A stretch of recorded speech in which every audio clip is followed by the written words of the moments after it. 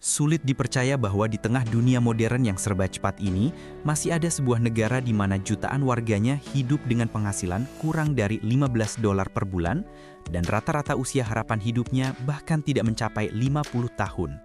Namun, kenyataan pahit itu benar adanya, dan tempat itu bernama Burundi. Dalam episode kali ini, kita akan menelusuri kisah nyata dari negara kecil di jantung Afrika ini, sebuah negeri yang dikenal sebagai negara termiskin di dunia, namun juga sebagai rumah bagi manusia-manusia paling tangguh dan penuh daya juang di planet ini. Burundi adalah negeri dengan kontras ekstrim. Di satu sisi, ia menyimpan tradisi dan budaya yang menakjubkan seperti kunyaza, sebuah praktek kuno yang menempatkan kepuasan perempuan sebagai bagian penting dari kehidupan rumah tangga. Di sisi lain, masyarakatnya hidup dalam kesulitan ekonomi dan sosial yang begitu dalam. Ironisnya, di tengah kemiskinan dan keterbatasan itu, banyak perempuan di Burundi dikenal sebagai yang paling bahagia dalam hal kehidupan intim. Sebuah paradoks yang hanya bisa terjadi di negeri yang syarat dengan tradisi dan keunikan luar biasa ini. Selama puluhan tahun, Burundi dianggap sebagai negara termiskin dan paling tidak bahagia di dunia. Mayoritas penduduknya tidak memiliki akses terhadap listrik, air bersih, pendidikan, atau layanan kesehatan dasar. Di sini, sesuatu yang sederhana seperti memiliki sepeda adalah simbol kemewahan. Di jalan-jalan sempit yang berbahaya, para pria mengayuh sepeda tua dengan beban berat di punggung. Sungai-sungai di negeri ini menjadi rumah bagi ikan harimau Goliat, salah satu predator air paling ganas di dunia. Dengan gigi tajam sebesar pisau dan tubuh raksasa, ikan ini menjadi simbol alami dari realitas Burundi, tempat di mana yang kuat memangsa yang lemah, baik di alam liar maupun dalam kehidupan manusia. Selamat datang di Burundi, sebuah negara kecil di jantung Afrika Timur yang sekaligus menakjubkan dan memilukan.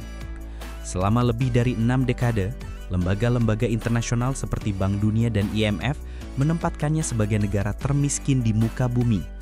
Lebih dari 80% penduduknya hidup di bawah garis kemiskinan ekstrim, bertahan dengan kurang dari $15 per bulan. Tidak heran jika harapan hidup di negara ini hanya berkisar 49 tahun, sementara akses terhadap air bersih, pendidikan, dan layanan kesehatan sangat terbatas. Secara geografis, Burundi adalah negara kecil tanpa laut, dengan luas sekitar 27.800 km persegi sebanding dengan wilayah negara bagian Maryland di Amerika Serikat. Angka kelahiran yang sangat tinggi menjadi faktor utama, didorong oleh norma-norma budaya dan tradisi lokal seperti kunyaza yang menekankan keintiman dan kesuburan. Ironisnya, tingkat kelahiran yang tinggi ini justru memperparah kemiskinan di negara yang sejak lama kesulitan menyediakan sumber daya dasar bagi rakyatnya. Ekonomi Burundi hampir beban terbesar. Mereka tersingkir dari hutan yang dulu menjadi sumber kehidupan, hingga kini hanya tersisa kurang dari 1% dari total populasi. Burundi hari ini adalah potret dari luka sejarah dan ketidakadilan yang mendalam. Tetapi di balik penderitaan itu, tersimpan semangat dan ketangguhan yang luar biasa. Warga Burundi mungkin hidup dalam kementukan oleh kekayaan, melainkan oleh kemampuan untuk bertahan, beradaptasi, dan tetap bermimpi meski di tengah keterbatasan yang paling gelap sekalipun. Akibat konflik yang berkepanjangan, suku Twa, salah satu kelompok etnis tertua dan paling berperan dalam membentuk identitas budaya Burundi, kini berjuang keras mempertahankan warisan dan jati diri mereka di tengah arus marginalisasi dan ketidakpedulian sosial. Kondisi mereka mencerminkan luka sosial yang ditinggalkan oleh peperangan dan diskriminasi etnis, di mana kemerosotan populasi Twa bukan hanya menjadi simbol penderitaan, tetapi juga penanda hilangnya bagian penting dari mosaik kebudayaan Burundi. Di sisi lain, keterpurukan masyarakat ini diperparah oleh krisis energi yang akut. Hanya sekitar 5% penduduk Burundi yang menikmati akses listrik, menjadikan sebagian besar aktivitas ekonomi dan pendidikan masih bergantung pada cara-cara tradisional. Minimnya energi melahirkan inovasi sederhana namun beresiko, seperti penggunaan botol plastik berisi air dan klorin yang ditanam di atap untuk menangkap sinar matahari sebagai penerangan alami di siang hari. Lampu botol ini menjadi simbol kecerdikan rakyat miskin yang bertahan tanpa dukungan memadai dari negara, sekaligus cermin nyata akan kebutuhan mendesak untuk memperbaiki infrastruktur energi nasional. Kekurangan listrik tidak hanya mengekang potensi ekonomi dan pendidikan, tetapi juga berdampak besar pada sektor kesehatan. Banyak pusat medis di Burundi beroperasi tanpa penerangan dan pendingin yang memadai, sehingga penyimpanan obat menjadi sulit dan pelayanan pasien sangat terbatas.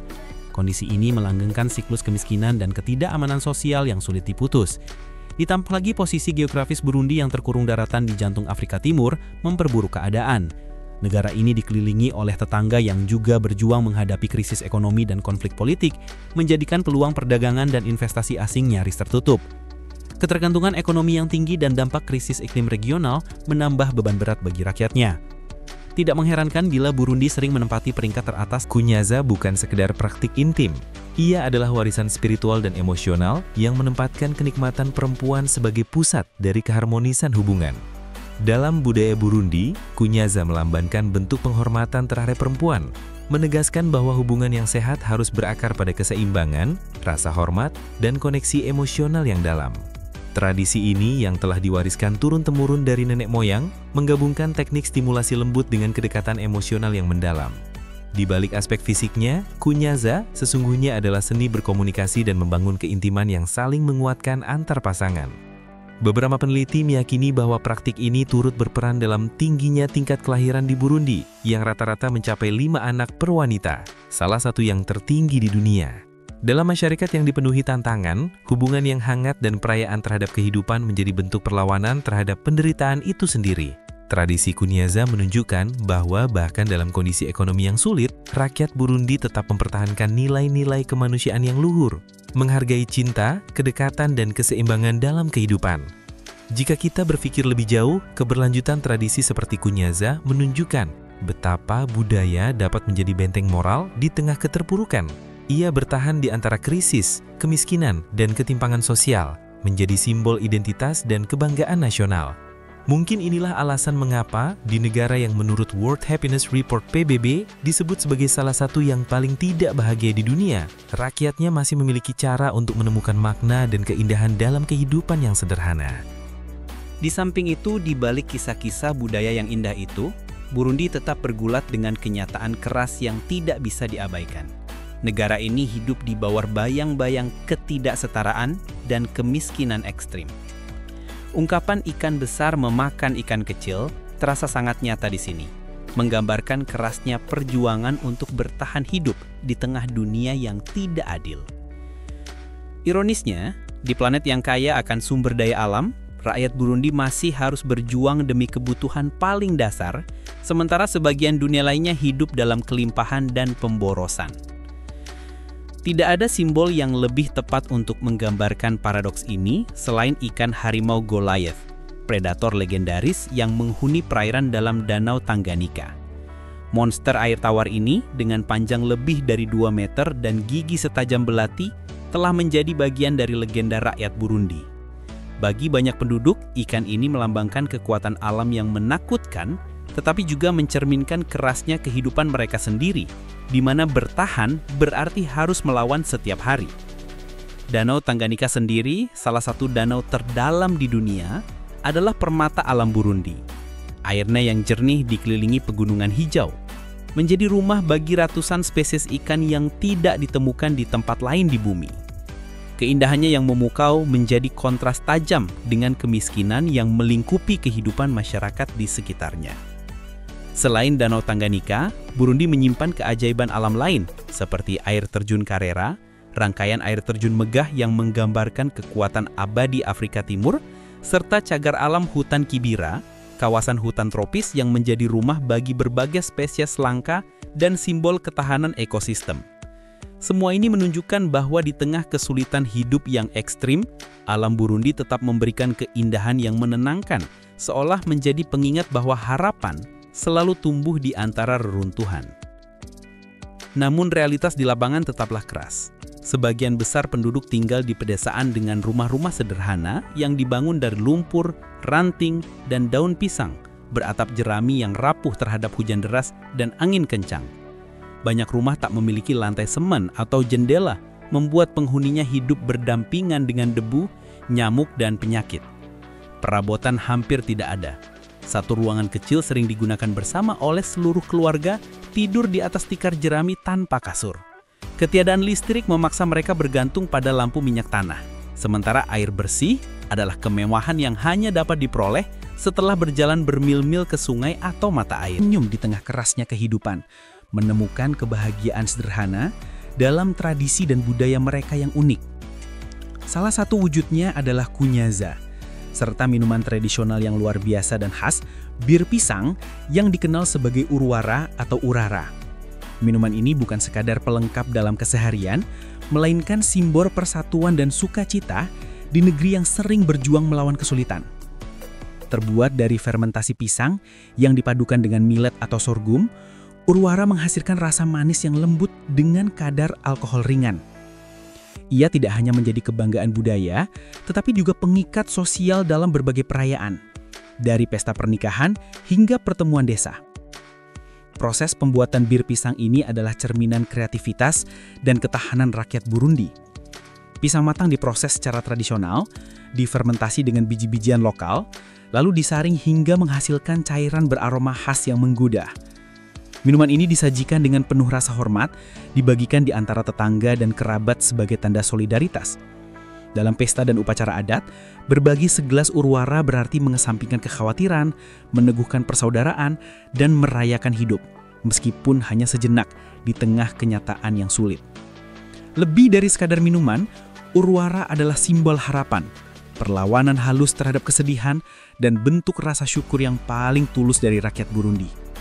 Tetapi, tradisi Burundi tidak hanya berhenti di meja perjamuan. Salah satu warisan budaya paling spektakuler yang membuat dunia terpesona adalah tarian drum tradisional Burundi.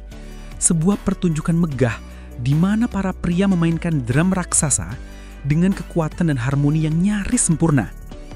Drum ini dibuat dengan tangan, menggunakan batang kayu padat dan kulit hewan, menghasilkan dentuman dalam yang menggema, seperti detak jantung bumi.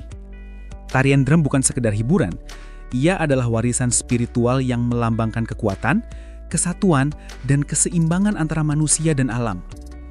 Di masa lalu, para penabuh drum menjadi simbol otoritas raja dan penjaga kehormatan bangsa. Pertunjukan drum Burundi telah menembus batas geografis. Mereka kini dikenal di panggung internasional sebagai duta budaya yang membanggakan. Setiap dentuman drum adalah teriakan kemenangan melawan penderitaan, semangat kolektif yang menolak untuk padam meski dunia mengabaikan mereka. Dalam setiap hentakan ritme, terkandung pesan tentang ketahanan dan kebanggaan yang diwariskan dari generasi ke generasi. Tradisi ini adalah bukti bahwa rakyat Burundi masih bisa menemukan harmoni, bahkan di tengah kekacauan dan kemiskinan yang menghimpit. Di lain sisi, di balik kekayaan budaya dan ketahanan spiritual itu, Burundi tetap dihantui oleh ketimpangan sosial yang luar biasa. Perbedaan antara kaya dan miskin sangat mencolok.